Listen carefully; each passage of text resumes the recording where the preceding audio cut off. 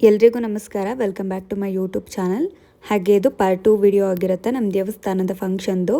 ಇದು ಸೋಮವಾರ ಬೆಳಗ್ಗೆ ಮನೇಲಿ ಪೂಜೆ ಮುಗಿಸಿ ನಾನು ದೇವಸ್ಥಾನದ ಹತ್ರ ಹೋದೆ. ದೇವಸ್ಥಾನದಲ್ಲಿ ಹೋಮ ಕೂಡ ಸ್ಟಾರ್ಟ್ ಆಗಿತ್ತು. ನಮ್ಮ ಚಿಕ್ಕಪ್ಪ ಚಿಕ್ಕಮ್ಮ ಹೋಮಕ್ಕೆ ಕೂತಿದ್ರು.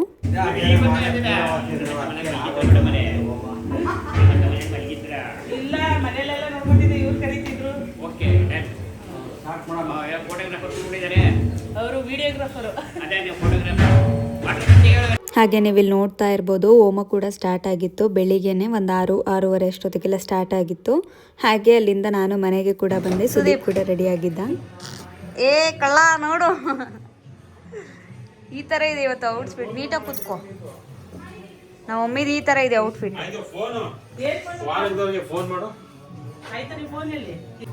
ಇಲ್ಲಿ ನಮ್ಮ ಚಿಕ್ಕಮ್ಮ ಇದ್ದಾರೆ. ಈ ಕಡೆ ಬನ್ನಿ, ಈ ಕಡೆ ಬನ್ನಿ. ಈ ತರ ರೆಡಿ ಆಗಿದ್ದಾರೆ ಇವರು. ಒಂದೇ ತರ ರೆಡಿ ಆಗಿದ್ದಾರೆ.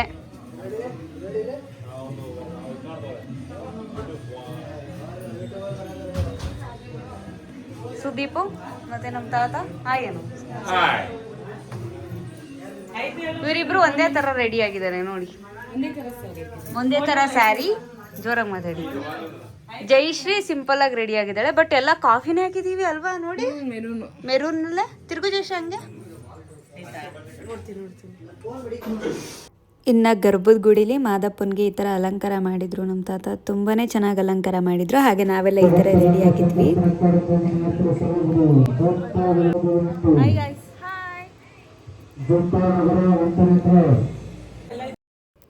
ಹಾಗೆ ಇನ್ನು ಹೊರಗಡೆ ಈ ತರ ಮಾದಪ್ಪನ್ಗೆ ಸ್ವಲ್ಪ ಗ್ರ್ಯಾಂಡಾಗಿ ಚೆನ್ನಾಗಿ ರೆಡಿ ಮಾಡಿಕೊಂಡು ಮೆರವಣಿಗೆ ಕೂಡ ಇತ್ತು. ಹಾಗೆ ಮೆರವಣಿಗೆ ಕೂಡ ಇನ್ನೇನು ಸ್ವಲ್ಪ ಹೊತ್ತಲ್ಲಿ ಹೊರಡ್ತಿತ್ತು.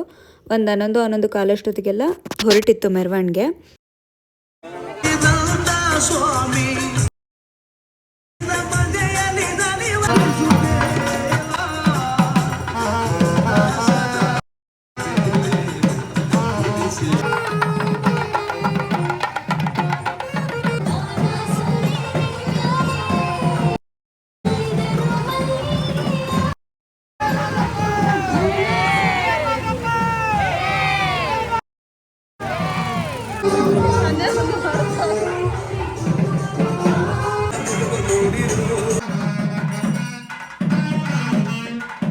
ಇನ್ನು ಮೆರವಣಿಗೆ ಎಲ್ಲ ಬಂದ ಮೇಲೆ ಮಾದಪ್ಪನಿಗೆ ಆರತಿ ಮಾಡಿ ಒಳಗಡೆಗೆ ತಗೊಂಡೋಗಿ ಇಡ್ತಾರೆ.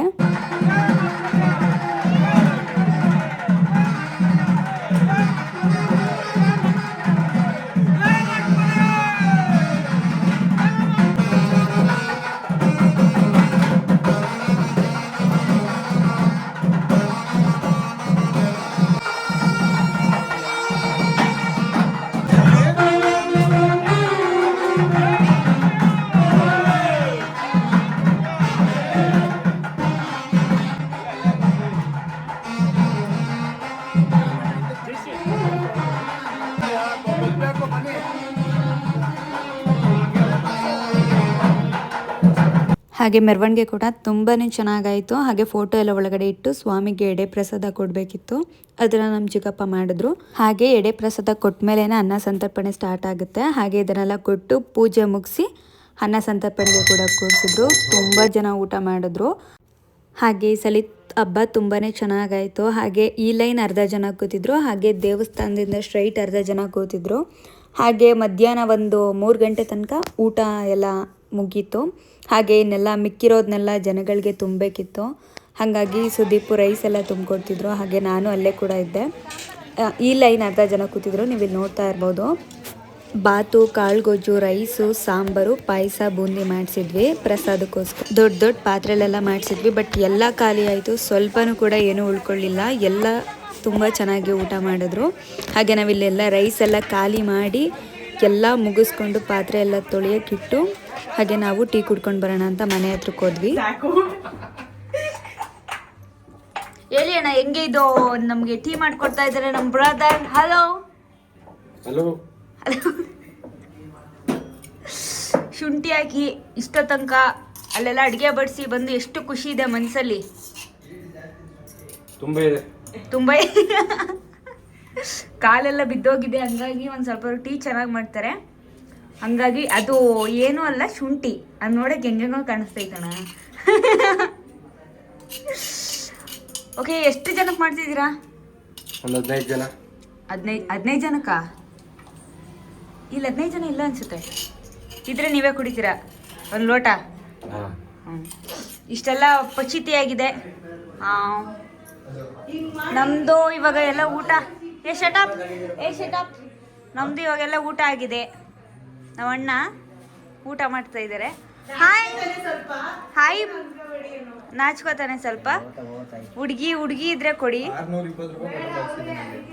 ಇವರು ಈಗ ಬರ್ತಾ ಇದ್ದಾರೆ.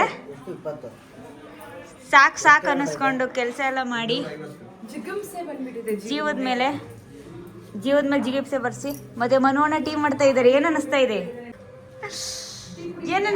ಅನ್ನ ಎಲ್ಲ ಅಷ್ಟು ತುಂಬ ಕೊಟ್ಟಲ್ಲ. ಗೋರಿ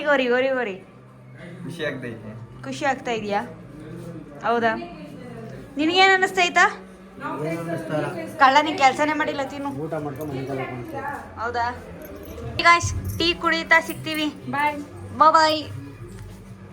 ಹಾಗೆ ದೇವಸ್ಥಾನದ ಹೊರಗಡೆ ಈ ಥರ ಲೈಟಿಂಗ್ಸ್ ಹಾಕ್ಸಿದ್ವಿ. ಇದು ಪರ್ಮನೆಂಟ್ ಲೈಟಿಂಗ್ಸೇ. ಹಾಗೆಯೇ ಒಳಗಡೆ ಎಲ್ಲ ಹೇಗೆ ಅಲಂಕಾರ ಮಾಡಿದ್ರು ಅಂತ ವಿಡಿಯೋನ ಹಾಕಿದ್ದೀನಿ, ನೋಡ್ಕೊಂಡು ಬನ್ನಿ.